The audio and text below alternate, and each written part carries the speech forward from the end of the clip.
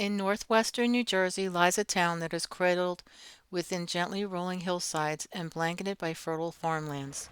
A place in springtime where anglers come to try their luck along the flowing streams and brooks to cast their lines in hopes of catching trout. It's a town rich in history and seems to have sprung out of a novel, and that town is Stewartsville.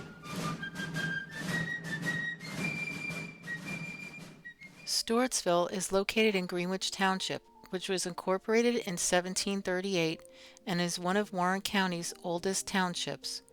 With the town's central location between New York and Philadelphia and the small town urban feel, has made Stewartsville a desirable place to call home.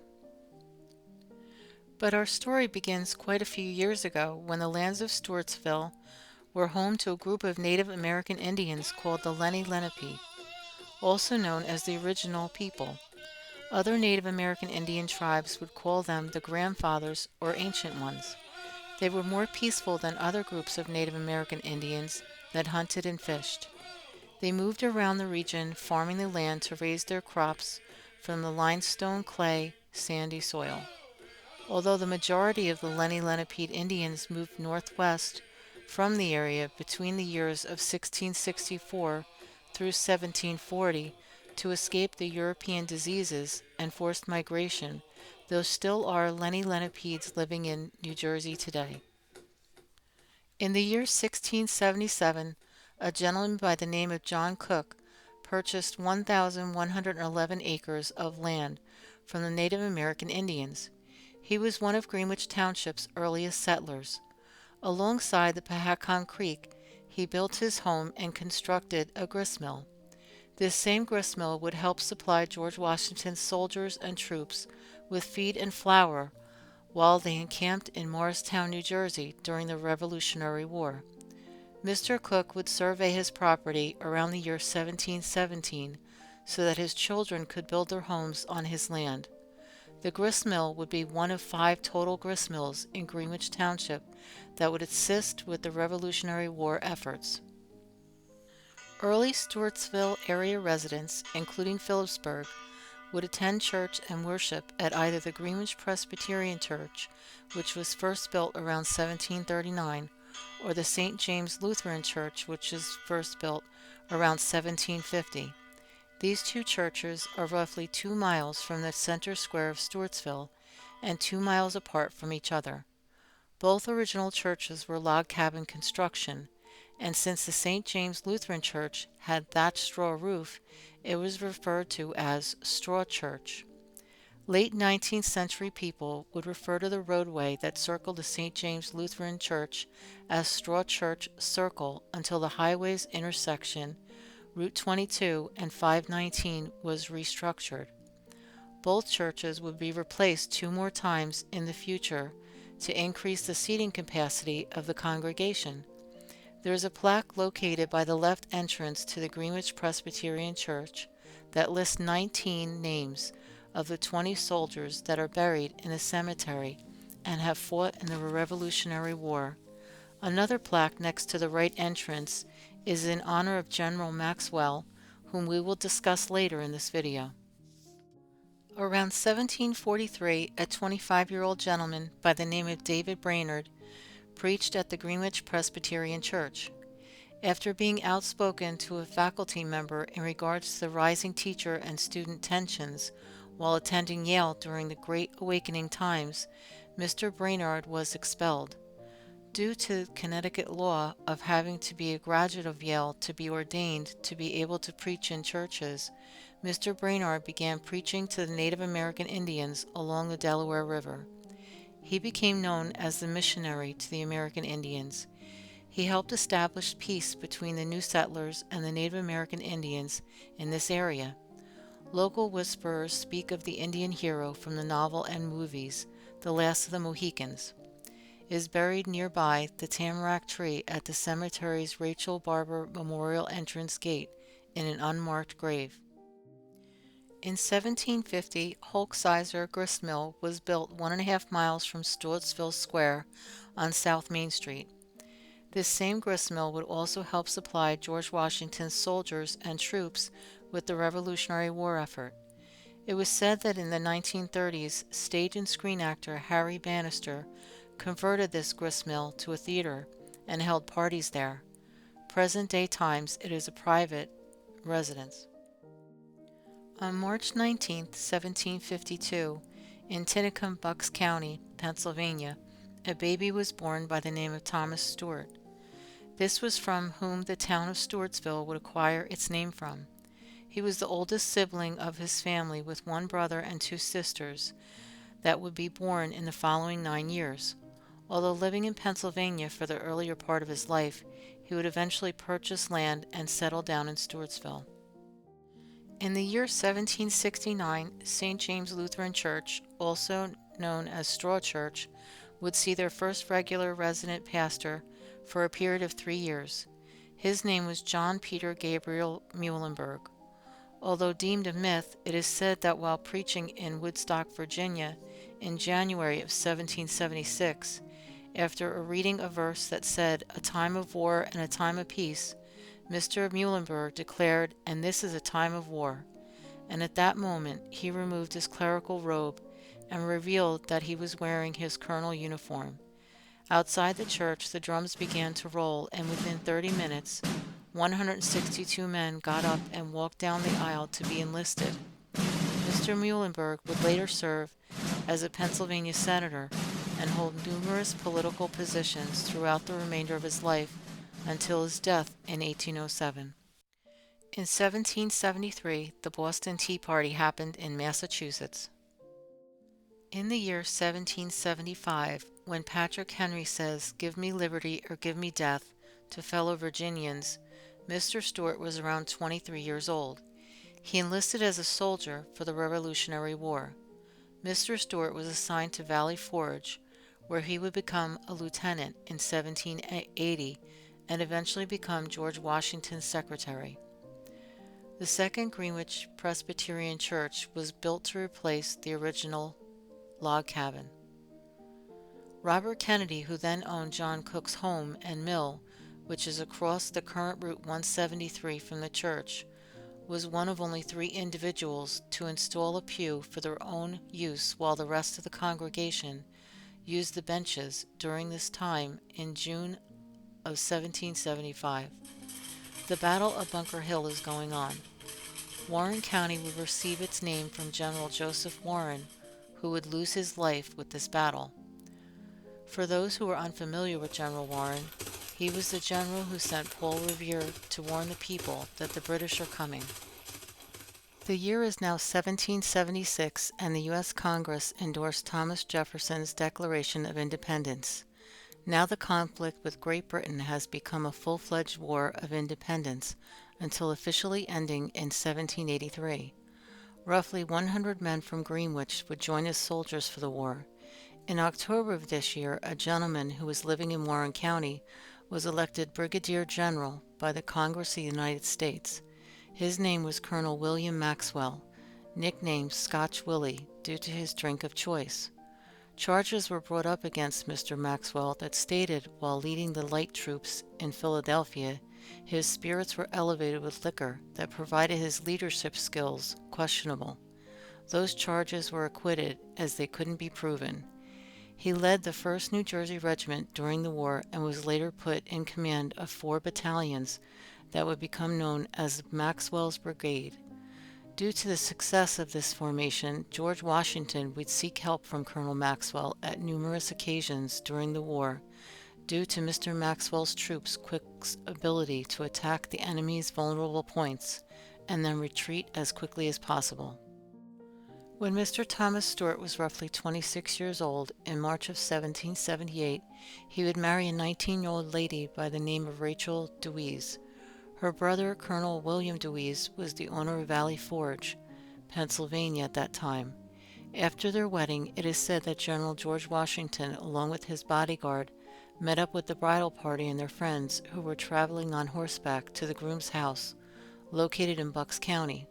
General Washington drew up his troops on each side of the road and then dismounted his horse to congratulate Mr. and Mrs. Stewart on their wedding. In 1786, the Fulmore Hotel was built in the center of Stewartsville on the corner of South Main Street and Greenwich Street. General Maxwell was living here for a while, but was not at home at the time when the Tories ransacked and robbed it. For those who don't know, Tories were the people who were loyal to the King of Great Britain, and they would even fight alongside the British during the Revolutionary War. Thomas Edison would also stay at this building in the late 1800s for different occasions, including celebrating one of his birthdays there. Since the hotel days, the building was Stone's funeral home and then apartments. In 1790, St. James Lutheran Church, also known as Straw Church, built their second church at this time, replacing the straw thatched roof structure. In the year 1793, at the age of 41, Mr. Stewart would purchase 360 acres of property in Greenwich, where he would reside for the remainder of his life, raising their 7 sons and 2 daughters. He would survey and write the deeds to most of the farms in Warren County. They say that he was 6 foot tall and around 200 to 210 pounds. He was constantly busy helping serve the community and people around him. He served as the Justice of Peace for several years, and then the Judge of Common Pleas for 5 more years, along with many other positions, including being one of the original founders of the company to start building the first bridge to cross the Delaware River from Phillipsburg, New Jersey to Easton, Pennsylvania in 1806. On August 27, 1815, when Mr. Stewart reached the age of 63, Mrs. Stewart would pass away. Mrs. Stewart was only 56 years old. Mr. Stewart would live another 21 years until he passed away peacefully on December 31st, 1836, at the age of 84. 1 year later from Mrs. Stewart's passing, on December 10, 1816, the Stewartsville Post Office was established. On May 7, 1828, John Fulmer, Jr. would be appointed postmaster for Stewartsville, New Jersey. The first postal rural route service for Stewartsville would be established 84 years later, November 1st, 1900. February 15, 1828, General William Maxwell, at 89 years old, would pass away. He is buried in the Greenwich Presbyterian Cemetery. In the 1830s, the Morris Canal was used to help move supplies. It connected the Delaware River to the Hudson River. This 102-mile-long canal helped populate Stewartsville and the surrounding towns by assisting the movement to other areas, such as agricultural products, animals, coal, iron ore, limestone, and infantry, to name a few. In 1866 was the best year.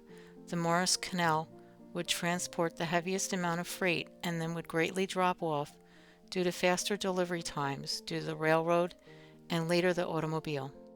In 1834, St. James Lutheran Church built their third church, which is the current church located on Route 22 and 519. Townfolk still refer to this church as Straw Church. In 1835, Greenwich Presbyterian Church built their third church, which is the same church that stands today. Early school children would receive their lessons out of a log cabin schoolhouse, which was located about 1 mile south of Stewartsville's town square. In 1837, the Stewartsville Academy was established a quarter-mile north from Stewartsville's town square. The Stewartsville Academy would be replaced by the Greenwich Township School in 1907, and the building would be remodeled to add 4 additional rooms in 1927 for the growing attendance. In 1847, the building on the corner of North Main Street and Greenwich Street was built, and over time was a post office, then Strader's Store, and the American Store. Local people from the area recall this building as a Bible bookstore, pizza and sub shop, and a TV repair shop. Nowadays, it is a dog grooming business. January 1850, distant members of the Greenwich Presbyterian Church asked the church for their blessing to build a second church with a co-pastor and alternating duties due to the distance and difficulties of travel that the old Presbyterian Church presented during the times of inclement weather. The thoughts of splitting the congregation was not warmly welcomed by all. So on February 1st, they made a decision and construction began. They would have 76 members in the beginning, and 54 of those members were from the Greenwich Presbyterian Church. By fall of the same year, the Stewartsville Presbyterian Church was built. The church bell came from Philadelphia by oxen and an old farm wagon. The new church would receive its dedication in January 1851. In 1925, the church would have its first pipe organ dedicated and then replaced in 1953 by another organ which has gone through a couple of modifications since then. The St. James Lutheran Church would see a split in their congregation just like Greenwich Presbyterian Church did the year earlier. The Lutherans would build the first Lutheran Church of Stewartsville in 1851, and on November 3rd of the year the building was dedicated. The first Holy Communion was administered in the church on March 24th, 1852, and in 1888 the first stained glass window was installed, called the Nativity of Our Lord. Between the years of 1945 through 1950, the church would experience weather hardships that would affect the roof and some parts of the interior, but after repairs would keep going strong, with new stained glass windows installed and other modifications in and around the church. In June of 1853, the Warren Railroad would start construction to connect the Delaware, Lackawanna, and Western's Railroad Terminal on the Delaware River to the rails of Central Railroad of New Jersey in Hampton, New Jersey. This would include a depot or station in Stewartsville. The early to mid-1850s would see the majority of railroad construction around the town. In Phillipsburg, a neighboring town to Stewartsville, would see its first passenger train cars to be greeted with a brass band in 1852, and was also the crossroads for multiple railroads coming together with two turntables with their own freight yards and maintenance facilities. Along with the Morris Canal, this assisted in Stewartsville earlier growth, but in July of 1941, the Stewartsville station would be sold and then dismantled as passenger service stopped due to the automobile. Somewhere around this time in the early 1850s, Stewartsville would be an active town with 2 hotels, 4 stores, 1 tannery, 1 harness shop, 2 shoe shops, 1 machine shop, 1 blacksmith shop, 1 tin shop, 2 undertakers, 2 physicians, 1 dentist, and 1 postmaster.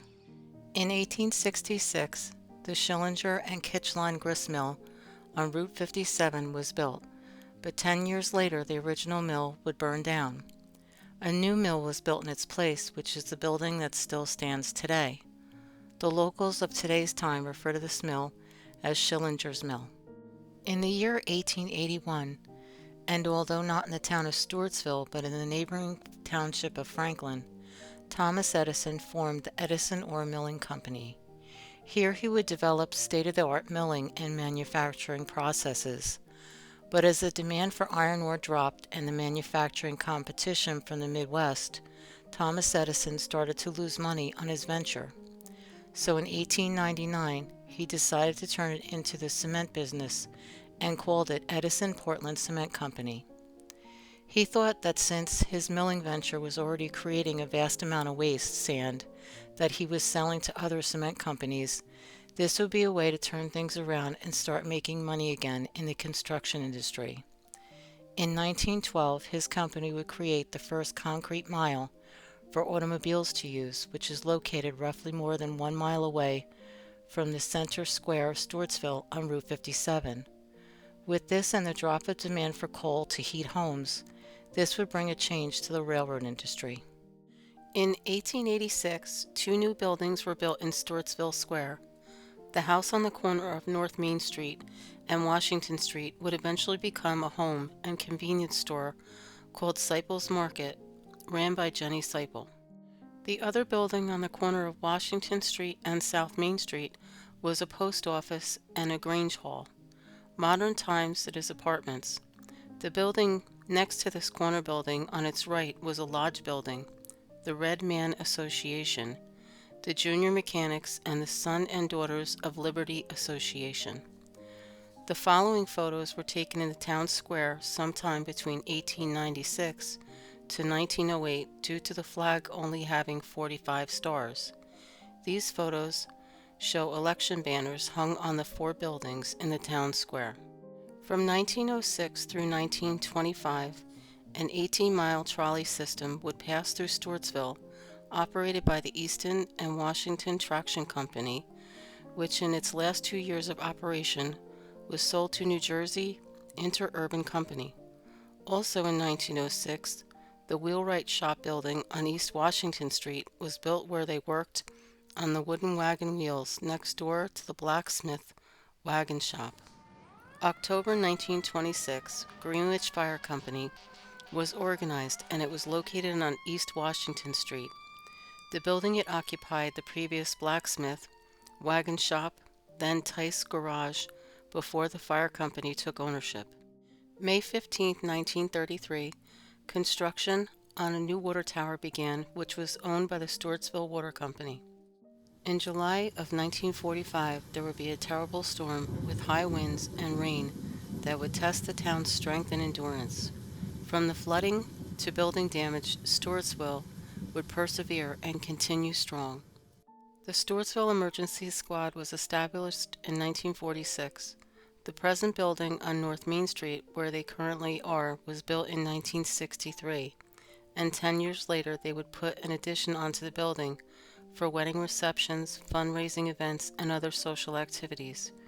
Years prior to that, the land that the building sits on was where the Morris Canal was. From 1948 to 1982, Ajar's Market was the main grocery store in Stewartsville, which is now a pool supply store. On July 3, 1956, the American Legion, Mexie Bishop Post No. 456, would establish the World War II monument that stands in front of their building on Greenwich Street. In 1962, the first Stewartsville post office would be built on Route 57. They would build the present-day post office on the opposite side of Route 57 after a nearly 4-month-long stop order regarding the Highlands Act requirements for new building construction, which got resolved by the New Jersey Department of Environmental Protection, and they opened their doors on July 11, 2009. The Stewartsville Elementary School on South Main Street would be built to help accommodate the growing number of school children that were going to the Greenwich Township School. The Stewartsville Elementary School would be dedicated in 1969. Grades 4 through 8 would attend this school until the new Greenwich Elementary School was built on Wyndham Farm Boulevard around the 1990s. In 1970, the Phillipsburg National Bank building is built on Route 57 after their merge with the Second National Bank. The Stewartsville Presbyterian Church would have an addition added and dedicated in 1973. It was called the Christian Education Wing. It would hold the church's offices and numerous classrooms. In 1975, Greenwich Township Municipal Building and Firehouse was built. The police department would also call this building its home.